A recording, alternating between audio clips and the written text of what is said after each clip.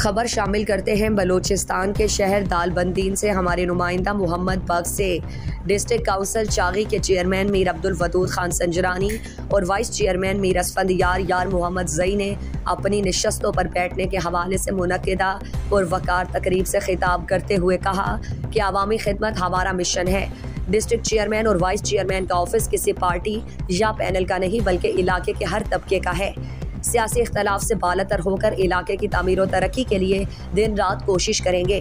उन्होंने कहा कि हमारा मकसद इलाके के लोगों की बुनियादी ज़रूरियात की फराहमी, तालीम, सेहत और बेरोज़गारी पहली तरजीह होगी। इलाके के मसाइल का हल आप सब के ताउन और मुशावरत से ही मुमकिन होगी। इंशाअल्लाह इलाके के तमाम सियासी जमातों, इलाकाई मोतबरीन समेत हर तबके से ताल्लुक़ रखने वाले तबका फ़िक्र के लिए हमारा ऑफिस खुला रहेगा। इस मौके पर पुरवकार तकरीब से प्रोग्राम के मेहमान खास डिप्टी कमिश्नर चागी हुसैन जान बलोच, हाजी गुलजान साबिर, सरदार अकबर जान, मोहम्मद हसनी समेत दीगर ने खिताब किया। खान पैनल पाकिस्तान पीपल्स पार्टी और कबायली अमायदीन ने डिस्ट्रिक्ट चेयरमैन और वाइस चेयरमैन को उनकी नशस्तों पर बिठाया।